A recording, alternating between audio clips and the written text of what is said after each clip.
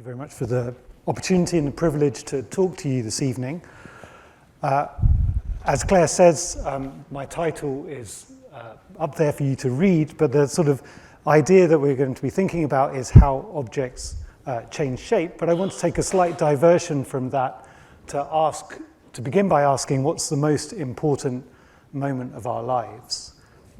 And many of you may know that that's an allusion to a famous quote that's attributed at least to Lewis Wolpert, which is that it's not your birth, your marriage, or your death that's the most important time in your life, but rather gastrulation.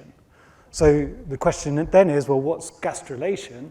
And that's the point in your mother's womb where you went from being a spherical or roughly spherical ball of cells to being something more like a donut in which your digestive tract has formed. And if this goes wrong, then basically it's the end for you well before anything else, any of the other life events happens. So as I said, I want to talk about shape change. And the reason for that is that there are many examples of shape change in nature. So for example, the Venus flytrap up in the top left, you may be familiar with, is able to catch flies because its leaves are able to snap from being open to being closed sufficiently quickly that a fly is not able to escape. Another example that Ray Goldstein here in Cambridge has thought about and has some, is vaguely reminiscent of gastrulation is seen in Volvox embryos, so that's an embryo of an algae, and they're born with their cilia on the inside and they need to get their cilia on the outside so that they're able to swim. And to do that, they sort of turn themselves inside out. And then another example of shape change that is often seen in insects, if you see insects sort of floundering on their backs, then quite quickly a sort of family called click beetles are able to snap their backs against the floor in such a way that they right themselves. And this is something that's inspired some work by Sam Taufik and his group, who's in the audience, where they're interested in making robots that are able to jump.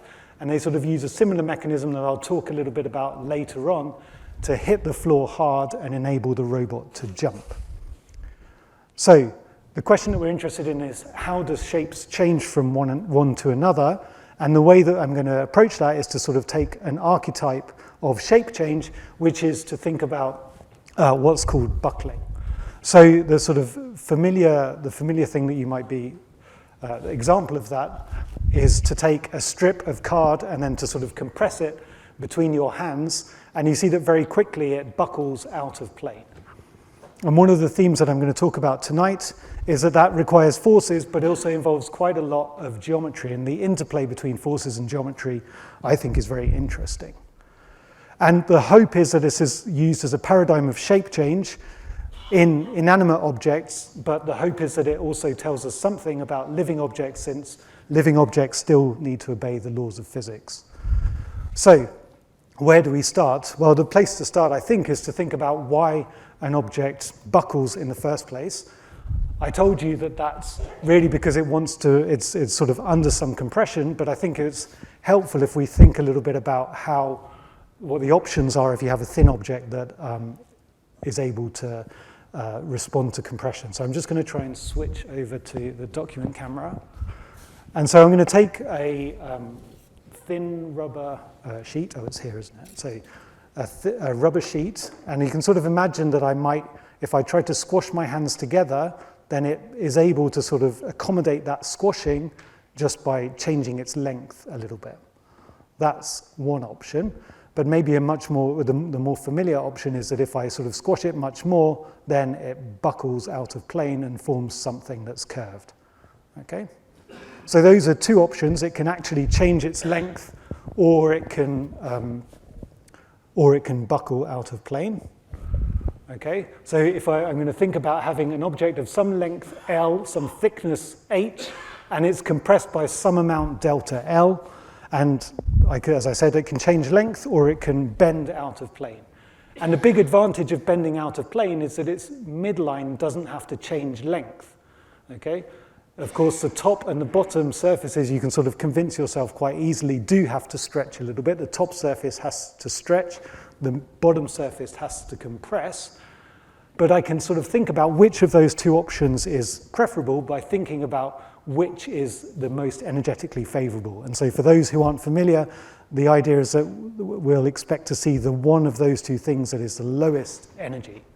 And I won't go into the details, but a sort of fairly simple calculation tells you that the ratio of energies of changing length, so the energy of changing length compared to the energy of bending, is proportional to the length of the thing, proportional to the amount I've compressed it, but crucially is proportional to the inverse square of the thickness, okay? And that's really important because as I send the thickness to 0, as I think about thinner and thinner objects, that means they're going to want to change length less and less. They're going to be much more susceptible to buckling. So what we're going to think about is very thin objects. So mathematically, that means thinking about the limit of the thickness going to 0. But the key thing I want you to take away is that we're interested in shapes that don't change lengths. Okay, so mathematically, these are called isometries. And you don't need to worry about that too much, except that there's an important theorem due to Gauss, and hence the Gauss's theorem of my title, which states that the Gaussian curvature of a surface doesn't change when you have an isometric deformation. Okay, so what's Gaussian curvature? I think it's nice to demonstrate that by looking at a banana, because a banana's got many different curvatures. So a banana has a curvature sort of around its center line, this red circle here, okay? And its center line itself is also curved, okay? And if I want to quantify, that a radius of this circle, and that's the 1 over the curvature that's defined to be 1 over kappa 1, and the curvature, the radius of this thing is defined to be 1 over kappa 2, and the Gaussian curvature is the product of the two curvatures. Okay, so another thing to take away is that the banana's curvature changes sign depending on where you are. If you're on this side, it's kind of curved in the same direction, in both directions, and that means that we define that to be a positive Gaussian curvature. Whereas if you're on the inside, where the blue arrow is pointing here, then it has a shape sort of more like a saddle. And that is then defined to have negative Gaussian curvature. So an everyday corollary of Gauss's theorem is that if you have something thin, so a thin sheet, can't be deformed to a sphere, and that's because a planar sheet starts out flat, so it's flat in both directions. The radii of curvature here are infinite, the curvatures are 0, and that means their product is 0. A sphere has a Gaussian curvature which is 1 over r squared.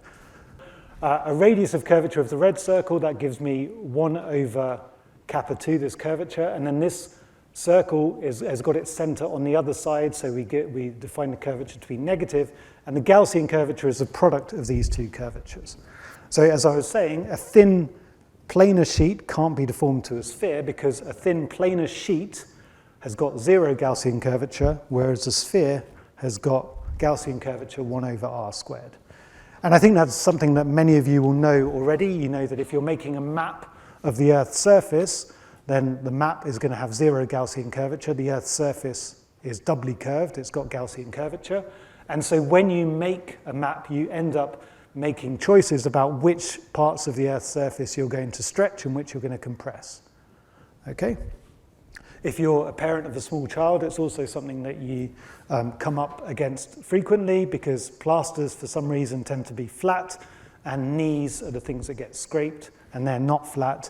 And so when you stick a plaster onto a knee and then the child bends their knee, then you end up with these little delamination blisters around the edge.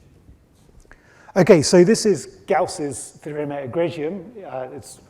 Gauss called it his remarkable theorem, but I'm afraid that in my group, my students refer to it as the pizza theorem. And the reason for that is that there was a number file video on YouTube in about 2016 where they're sort of talking about how you eat a piece of pizza. And the sort of intuition there is that when you take a piece of pizza, you lift it up, and if you try to just eat it as it droops, then you'll make a mess and it sort of flops around, okay?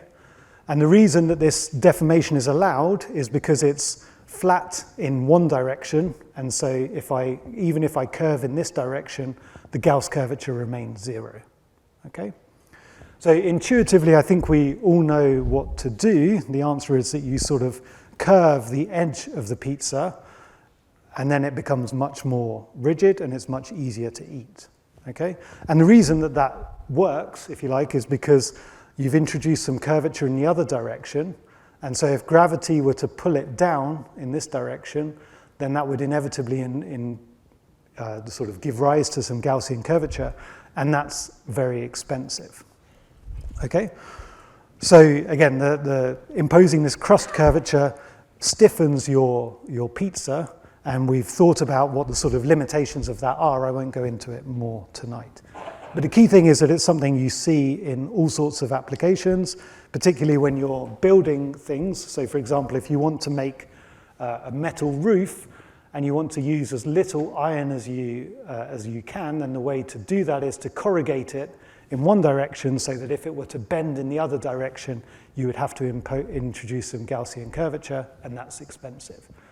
And then something that maybe people are less familiar with is how to scrimp and save when building a wall. If you want to build a wall that's only 1 brick thick, then the way you should do that is by building what's called a crinkle-crankle wall, in which, again, you introduce some curvature in this direction, so that if the wind tries to blow it over, again, it ends up stiffening the structure to those transverse loads. And the idea here is that you get strength at relatively low material cost. Okay, so we've talked a little bit about isometric deformations, and as I said with the pizza, you're allowed to have some curvature as long as it's only in one direction. So the sort of classic example of that is what's called the Elastica. Maybe I won't go to the visualizer, but you can sort of see, if I do the experiment with my arch, that if I push my hands together, it buckles out of plane, but in the direction sort of away from me and towards you, it's still flat. Okay? So the Gaussian curvature remains 0. And then the question is, well, how do I determine what that shape is? Okay, what's that shape going to be? Well, it's got to be determined by thinking again about what has the lowest possible energy. And it turns out that the relevant energy is proportional to the curvature squared. That's just because there's no energy from lifting the thing up and down or from twisting it. The only energy comes from forcing it to be curved, and it doesn't matter whether it's this way up or that way up, so it has to be the square of the curvature. And again, if you combine that with this constraint that you're not able to change the distances between 2 points measured in the sheet, you end up with something called the Elastica equation. So apologies, I won't talk about this too much, but the idea is that you have an equation for the angle theta as a function of arc length, and it's a differential equation that for theta in terms of arc length. Normally this constant b, which is called the bending stiffness, is a constant. It doesn't vary in space, and so you get something that looks a lot like a pendulum equation for those who've seen that. But the key thing I want to leave in is the possibility that the bending stiffness might change in space. That's one thing I want to take away, and the other thing I want to take away is that it turns out this P is essentially the force you need to apply to squash the sheet, and it turns out, or maybe you can see from this, that the relevant force to make it buckle is proportional to the bending stiffness divided by its length squared. And we'll see later why that's important. Okay, so I've talked so far about isometries. I've told you that flat objects can't be mapped to spherical ones without stretching. And I've also told you that a flat sheet is able to go to a cylinder. So if I steal a piece of paper from over here, then I can take this flat sheet and I can just roll it up into a cylinder, because again, that's curved only in one direction and it's flat in the other direction. That doesn't go against anything that Gauss's theorem told us. Okay, so the question then is, well, are there any non-trivial isometries? And one that I think is worth showing you is what's called the developable cone. So I'm going to show you two on the visualizer here. And the developable cone is what happens when you take a flat sheet and you sort of try and force it to go into a circular object. So I'm going to show you a flat sheet being pushed into half a tennis ball for reasons that will become apparent in a second. And if I do that, then what you see is something that maybe you can just about tell is sort of bent up in this direction, and then is sort of a cone shape all the way around. And again, that's allowed, that's an isometry because it's flat in the sort of radial direction away, and there's some sort of curvature as you go around. Another example of an isometry, and one we'll come back to later, is shown with this half of a tennis ball, in which I'm able to turn it inside out. Okay, so maybe I should say first of all that a tennis ball has Gauss curvature, it's curved in two senses, but if I turn it inside out, then I flip the two curvatures, both of the curvatures, and so they change sign, but the product remains the same. So I'll switch back, and then I'll, thank you, sorry, that confused me. Okay, good. So one example is this D-cone, where again you start with a flat sheet, and you see that it remains flat, but it does something slightly interesting. And then another one is this, what's called mirror buckling, because it's as if the tennis ball were reflected in a mirror here, and so turned inside out. Okay, and as I said, the Gaussian curvature of the sphere, or of the half of a tennis ball, is preserved by that mirror buckling, even though the signs of each individual curvature are reflected. So that turns out to be the, I'm going to switch again, one more time, sorry. That turns out to be the mechanism behind these, what's called a poppet toy. I don't know, maybe not everyone knows this, but this is a toy where there are basically lots of little spherical caps, and I can kind of push them up and down, and it's meant to be sort of therapeutic in the same way that popping bubble wrap is therapeutic. So it's a kind of nice application that I learned about recently. Okay, so those are called poppets, but really there are sort of those two isometries that are relevant for thin objects, and maybe there's not so many other isometries that are known. So the question is, well, what do systems do instead? And maybe I should also be clear that sort of part of the problem here is that when you're taking a thin sheet and wrapping it onto something spherical, then you have too much area. I do have a Tunnock's tea cake here, but I think the picture shows it much more clearly that you take a sheet and you try to wrap it around a sphere, you end up with all of these big folds everywhere. And the same thing if you're wrapping oranges with tissue paper, as you do in markets often. Okay, so you need to, well, you either need to form these folds, or you actually need to compress material. And neither of those options is good if you're dealing with a very stiff or brittle material. So for example, if you're trying to make electrical devices that can conform to curved surfaces, so these are some monitoring devices that are meant to be used for premature babies. And again, you've got something that's made typically of silicon, and so very brittle, and you don't want you to sort of struggle to kind of conform it onto something curved. And the solution that people have come up with in that field is essentially to cut away the extra material, to say, okay, I know that there's too much material, I would end up with lots of folds and so on, so why don't I just cut away lots of little bits? And then when I compress, so this is a sheet, and it's sort of compressed all in every direction, and it forms something that looks a little bit like this, like an espresso capsule, I think. So if you sort of blur your eyesight a little bit, it looks like it's doubly curved, right? It looks like it's curved in this direction, and it looks like and it is curved in this direction. And the key thing is that it only looks like it's doubly curved, right? On each little leg or spoke of this hub and spoke system, it's still flat in this direction. So you're able to sort of, if you like, fake Gaussian curvature by cutting away material. Okay, so the deformation is approximately or very close to being isometric. And the question that I'd like to think about is, well, what shapes can you make in this way? So this is a portion of the talk about faking Gaussian curvature.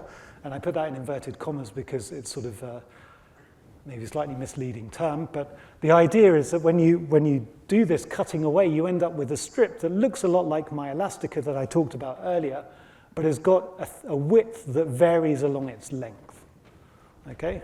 So we can sort of, it is what's called the tapered Elastica, and we can sort of go back to the derivation of the Elastica equation I gave earlier and say, now my bending stiffness depends on the width of the strip, because where it's narrower, it's much easier to bend than where it's thicker.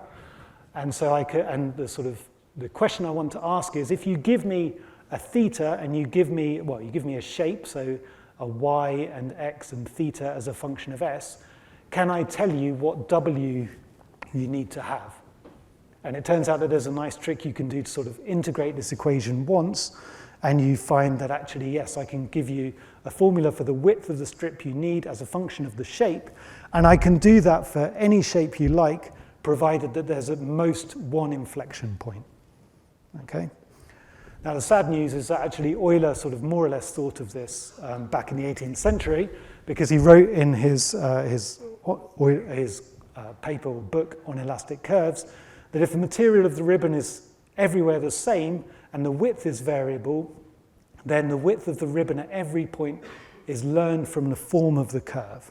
Okay, so he had in some ways much the same idea, but he didn't have as many pretty buildings to try and illustrate that with, so we sort of said, okay, let's try and make shapes that are reminiscent of buildings. So for example, this is the Gherkin in London, 30 St Mary Axe Street, and the apparent Gaussian curvature of the shape that you form is positive. The postdoc who did this was French, so obviously she was very keen to do the Eiffel Tower, and again, you can do that very easily, and you can, because you're allowed up to one inflection point, then you can make shapes like the roofs that you sometimes see on the top of buildings, what's called a cupola, which has a Gaussian curvature, or apparent Gaussian curvature that changes from being negative over here to being positive at the top. Okay, so just to emphasize, the real Gaussian curvature, like everywhere except in the center, at least, is still 0, okay? But I'm making a shape that looks, if you sort of blur your eyesight slightly, looks like it's got Gaussian curvature. Now, of course, this is not a good way to make a shape like this because I've made some big holes that will let the rain in. So an alternative strategy, rather than designing particular shapes, is to make shapes that tessellate when you compress them, so you can actually make something that's watertight. And it seems that this is actually how cupolas are designed and manufactured. So here's an example from the Sedgwick Museum on the new museum site, and then a photo that one of Mark Warner's holiday snaps that he sent me. And then if you go onto YouTube and look at how videos of people making this, it turns out that they do seem to be just bending these things naturally, and they've learned how to cut them so that when they're bent, they form this tessellation very naturally. Okay, so I talked about faking Gaussian curvature, but now I want to think a little bit about how you actually would force it to be a particular value. And the sort of set of problems that I'm going to think about involve very, very thin elastic sheets, and they're so thin that we have to put them on the surface of water, because as soon as they're in the air, gravity would just make them fall down. So in that situation, you have a very thin sheet, and I'll show you some videos later, but it's subject to surface tension kind of pulling around the edge.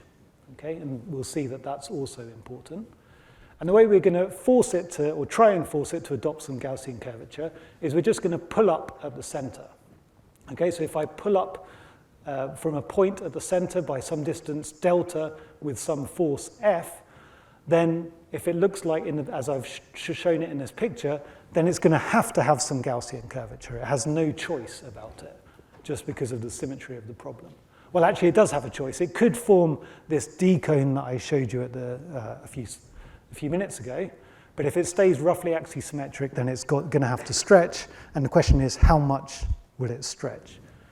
So it's a sort of calculation involving Pythagoras' theorem to understand if I lift something up by delta, then the hypotenuse that started off as length L and got lifted up increases by a length delta squared over L. And again, maybe it's a bit too technical, but you can calculate the strain and the stress that's involved in doing that, and then the stretching energy. And crucially, then you can work out how much force I need to apply, this F, to give a particular delta. And there are two things that are important for you to take away from this slide. The first is that the force depends on the material properties, so the Young's modulus and the thickness, but also it's cubic. It increases like the cube of how much I've pushed up. Okay. Now, it turns out that there was an experiment done by a group at UMass Amherst in 2010, and this is what their results look like, and they varied the thickness by more than a factor of 10, and they varied how far, well, they poked it a lot, so over sort of 2 orders of magnitude, and what they see is maybe a bit noisy at the start where the forces are low, but you see that up here, there's a region which completely confounds the theory I just presented to you. Okay, so the force does not vary like the cube of delta. It's linear in delta, and it doesn't depend on what the thickness is. Okay, so I change the thickness by a factor of 10, and the points all overlay each other. So it turns out that the stiffness, the force divided by the displacement, which is a stiffness, is constant, and the question is, well, how is that possible? So we sort of, maybe the obvious thing is to take a look at what the experiment's doing. I'm going to show you a movie in a second which shows you a top view of what's happening, and then at the bottom, down here, there's a side view, and it's not, I don't know how clear the side view will be, but you see at the top view that there's lots of wrinkles formed, okay? And then the side view shows you that a D-cone doesn't form. There's this sort of average shape that's a little bit axisymmetric. It looks the same as you go round. Okay, so why does wrinkling happen? Well, we can think about what happens if I take a circular sheet and I think about a particular line or the circle of material inside that sheet. As I pull up this center point towards you, then if the sheet wants to stay the same length, then everything's going to have to move radially inwards. Okay? So in doing that, everything sort of goes towards the center, and the red circle ends up too small a radius for its length. So it ends up getting squashed. And that means that, well, we can see that also in the stress. So again, the stress profile as a function of radius is initially constant because it's just subject to surface tension.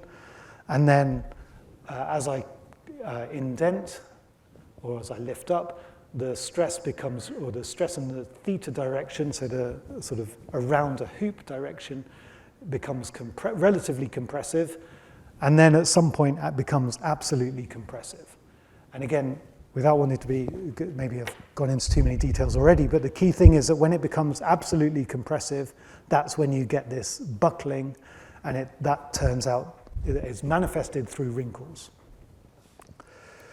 Okay, I wanted to, again, emphasize that this is quite different. When these wrinkles happen, this is very different from a sort of standard linear instability. And the reason for that is because wrinkles, and the fact that the sheet wants to deform isometrically if it can, the wrinkles need to get rid of a fixed amount of length. So that means that I can think about a mean shape with some wrinkles kind of going up and down around the mean shape. But the key thing is that because they've got to waste a fixed amount of length, the amplitude scales with 1 over the number of wrinkles, so just so that when I differentiate with respect to theta, I get the m's cancelling. But the key thing is that this zeta bar is not the shape that you would expect it to be if the problem had stayed axisymmetric. I'm able to calculate the best wrinkle wave number, and then as a sort of asymptotic calculation, I can show that sigma theta theta is this compression is approximately 0. But again, going back to my earlier Elastica calculation, the important thing is that this surface tension is much, much bigger than the bending stiffness divided by the radius of the film squared. So surface tension is much, much stronger than the load it would take to cause the sheet to buckle. And again, maybe slightly technically, that means that the stresses are not the same in different directions. Rather than thinking about the sheet as a sort of normal elastic sheet, you should think of it more as a little bit like a spider's web, where there are sort of radial threads that are that are all in tension, and then there are these azimuthal or circular threads that are compressed.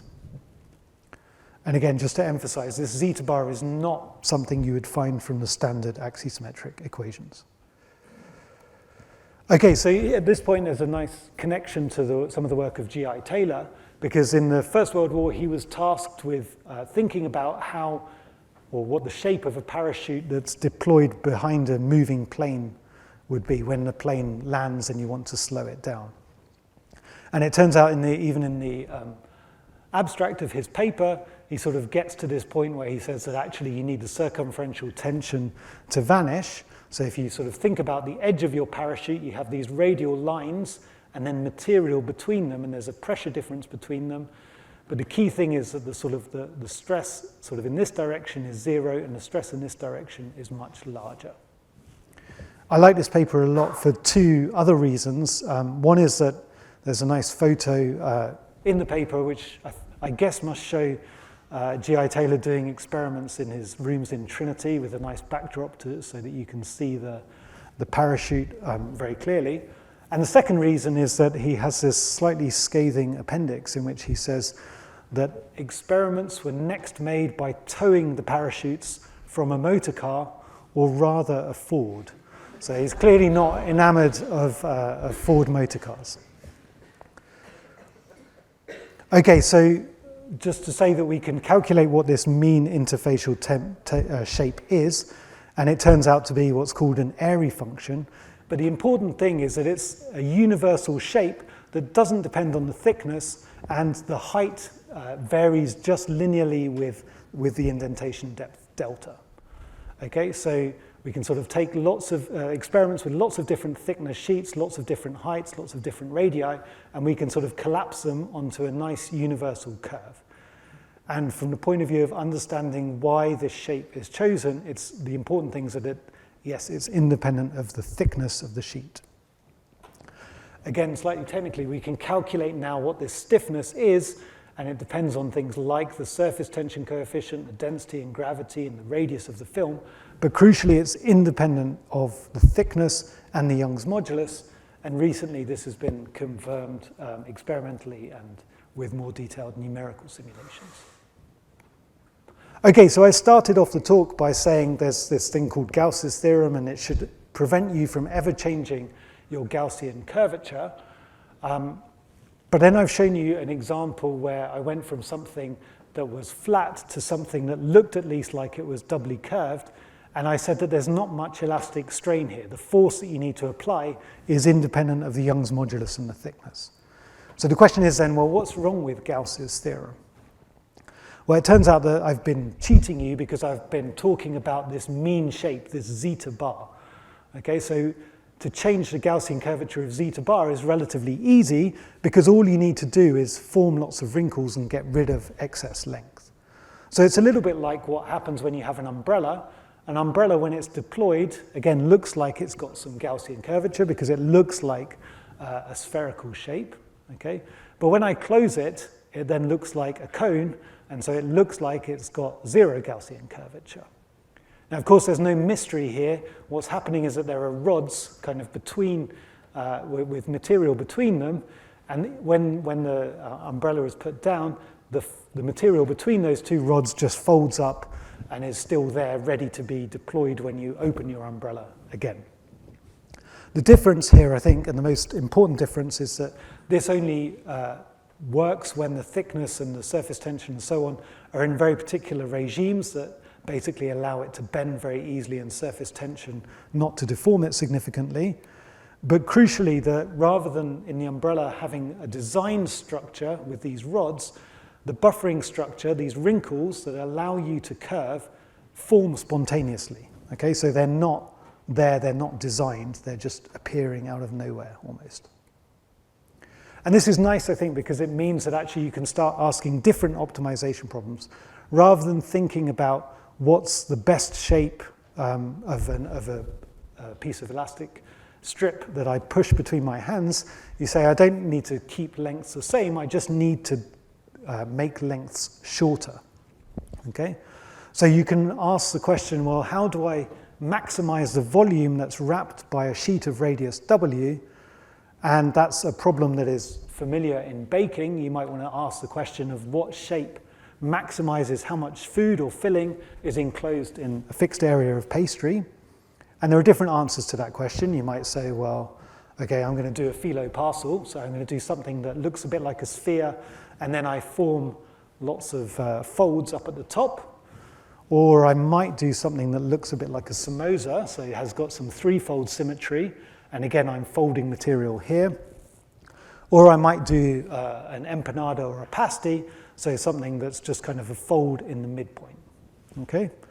So these are obviously some idealizations, but again, you can actually do this calculation of what volume compared to the width cubed is enclosed in each of these three cases, and the short answer is that the empanada is the best by a factor of at least 2 compared to the phyllo parcel. And what I think is more interesting is that you can ask a droplet to solve this problem for you.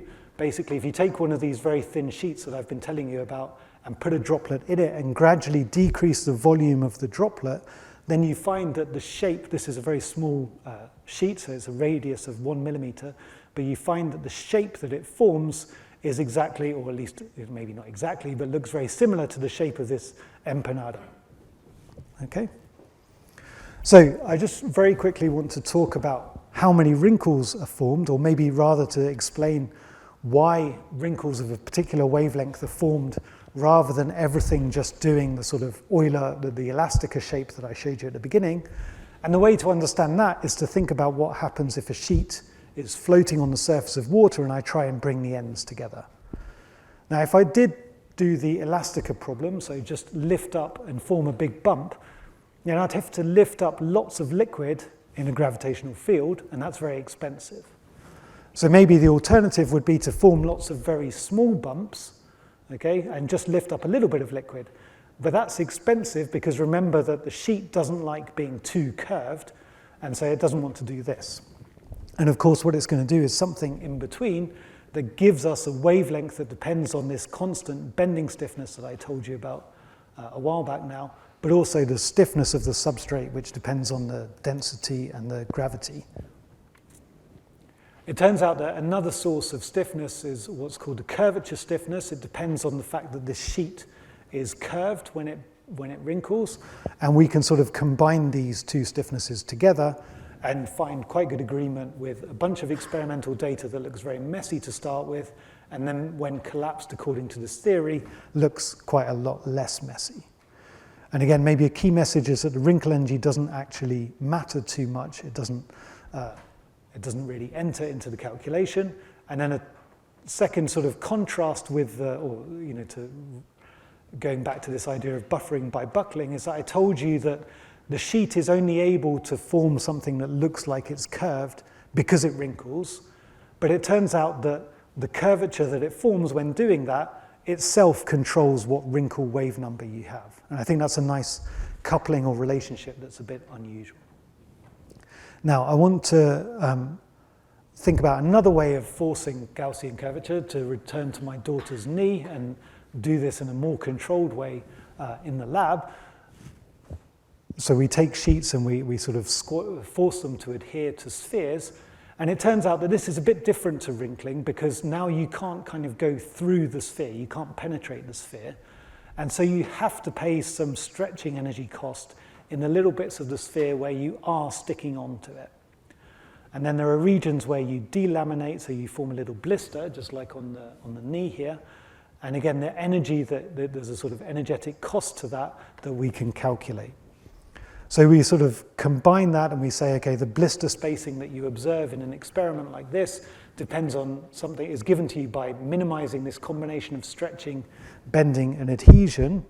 And that gives us different scalings that we can sort of test experimentally. But sort of one point that I think is interesting, but maybe not so easy to explain here, is that exactly what scaling you get depends on whether the blisters that you have are folds, like this very high sort of stuck together shape, or something a little bit gentler and what you might call a ruck, a little bit like a ruck in a rug. Okay, so on the poster for this talk, I also showed the sort of a still from a sort of dynamic version of this experiment. So I just want to very quickly show you what happens when instead of poking very gently, we just drop a ball bearing onto the surface. So this is a video taken at a few thousand frames per second and taken at an angle so you can see the thickness of the sheet. And what you see, I hope, is that the wrinkles sort of are now evolving dynamically. So this sort of picture I've shown you so far is quite static.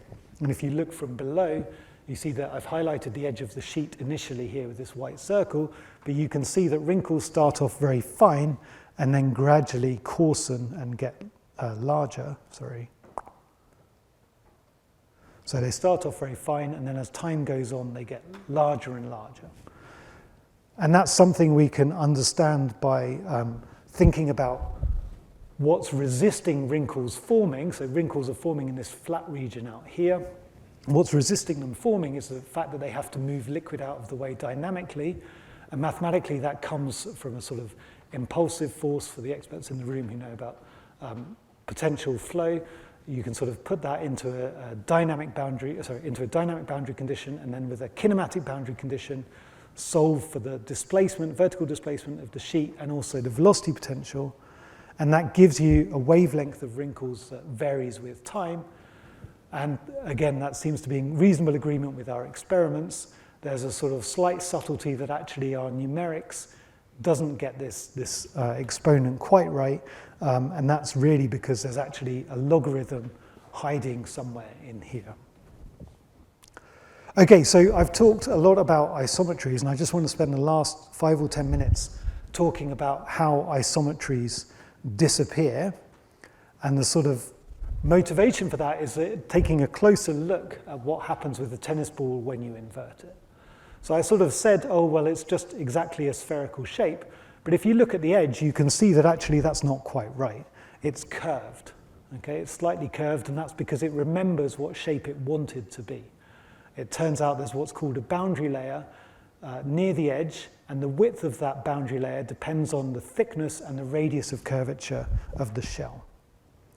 So in particular, if I take shells, and I've got them at the front, but I won't put the visualizer on. If I got shells that are the same radius of curvature, but much, much thinner, then when I turn it inside out, on the right here, you can barely see the curvature at the edge. And that's really because of this boundary layer is getting thinner and thinner. So it turns out that the consequence of this is that the inverted shape that I told you about at the beginning only exists if the shell is thin enough. Okay, so maybe I will now switch to the visualizer just to show you what I mean. So here's my normal tennis ball, and I can turn this side inside out, and I can just leave it on the surface here. But if I take a much thinner section of the tennis ball, okay, and I turn it inside out, then when I put it on the surface, it very quickly jumps up. Okay, so it's not happy. I've managed not to break the visualizer, so that's good. But you can see that it's clearly not happy being turned inside out. Okay? So this is a sort of calculation of what thickness, sorry, that's not a calculation. This shows a calculation of what thickness this is allowed for, and we can sort of understand it by saying it's really how big this boundary layer at the edge is compared to the width of the whole shell. That's our important dimensionless parameter. And we can actually just with some elementary geometry say that that's essentially related to how deep the shell is compared to its thickness. That's all that matters. How thick, how much of the tennis ball have you cut off compared to how thick it is. And that's also, again, you can see that, sorry, I'm just going to switch again. You can see that if I, I would be able to see, oh no, there it is. So if I take this much thinner shell, and it looks, so this is the same radius as the other one, and I can again put this down on the surface, and it will sit there very happily. If I take this shell that otherwise looks to be roughly the same size as my tennis ball, and I turn this inside out, then it's perfectly happy. It's never going to jump. And I'll just put it down there to prove how confident I am that it will. So this is actually the sort of the basis of what's called a hopper popper. So this is a toy where, again, you have a rubber spherical cap, and if I turn it inside out and put it on the surface, then we'll see that it jumps quite high. Okay, so it jumps high, but if I do this off the surface of a pen rather than off the flat surface, And I think there's a chance I might hit someone in the audience. Oh no, not quite. Okay, but maybe that wasn't a good demonstration. I'll try and do it vertically upwards to illustrate the difference in height that you get. It's good. Okay, so it's significantly higher just because I've put it on the pen. And that's one thing that I will try and talk about shortly. Okay, so the toy is somewhere just beyond this transition. Okay, it turns out it's just unhappy. Okay, so it's it almost takes this shape, but it remembers that it wants to be flat or wants to be uncurved, or naturally curved, sorry, and so it inverts very quickly. And you can sort of estimate how fast this transition should happen, and you find that it should happen very quickly indeed, so on the order of 10 milliseconds or even quicker. Now, the snapping that I showed you is quick, but it's not that quick. If it was that quick, I wouldn't have time to sort of put it on the table and then get my hand out of the way and let it jump. Okay, so somehow this thing is being slowed down. And a very natural sort of conclusion is that, well, there must be, if it's slower, then there must be some damping, there must be some fluid flow or some viscoelasticity that's slowing everything down. And the question that I just want to try and answer quickly is whether that conclusion is really justified. So what I want to do is a sort of motivating example is to say, well, let's zoom in on what that diagram looks like. I've kind of turned it the wrong way around. So now the upside down state is here and the undeformed state is up here. And if I think about what happens if I start at a point just out here, okay, and then I let the system evolve, then what I find is that it's going to go up here, and I can write down an equation that describes that. It turns out that sort of there's this parameter which is how far away I started from the position where the solutions disappeared.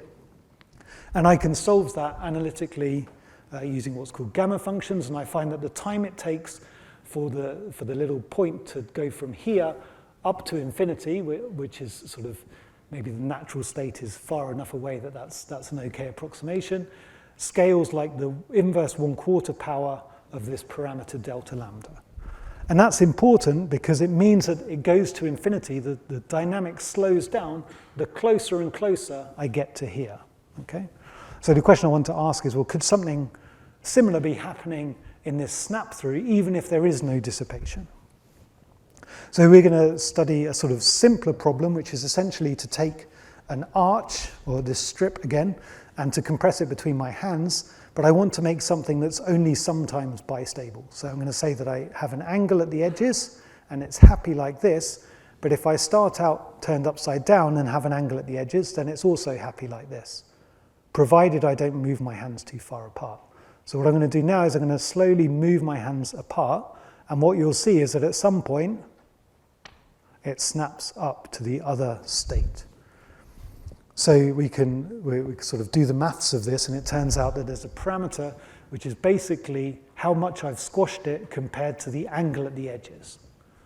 Okay, and this dimensionless parameter is what I'm going to call mu. And again, just for those who know the sort of technical language here, there's what's called a saddle node bifurcation, and that happens at some critical value of this parameter mu. So the key parameter is how far away I am from that transition, and I can sort of control it experimentally. So we start, this is a movie from the lab where you panic initially about whether it's actually going, but it turns out that it is, and you see we can sort of watch it evolve, and we can then we can also do some sort of theoretical analysis in which we sort of take the dynamic beam equation subject to this constraint that I'm squashing it by some amount, and it turns out that the dimensionless parameter, how far beyond the critical value I am, is only present in one boundary condition.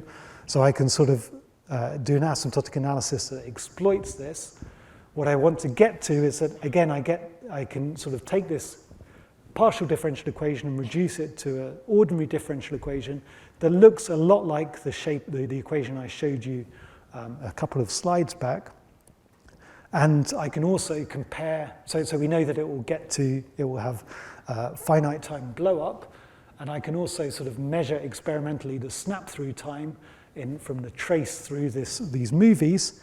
And what I find is that the experiments collapse very nicely onto this theoretical prediction, which in dimensionless terms is this some constant times delta mu to the minus a quarter. And the key thing here is that this works even when delta mu is quite a large number, order 1 number. So the message to take away is that snapping takes longer when you're close to the fold, even if you don't have dissipation. And that's something that's quite similar to critical slowing down near phase transitions. So I sort of cheated again here because I sort of imposed a fixed distance beyond the threshold. In reality, when I did this experiment with my hands, I kind of moved my hands apart at some speed. And so we can do that numerically, and we can sort of look at when the arch will snap through. And if I do it very slowly, it snaps through almost exactly at the point where I get to the critical value of mu. If I do it much faster, then actually it snaps through much later. And I can then sort of, so there's what's called a delay in the snap through, and I can show that quite clearly by looking at the position of the center line as a function of this parameter mu dot times time. So we can do various scaling analyses to work out what this delay is, and we can also calculate the various prefactors involved.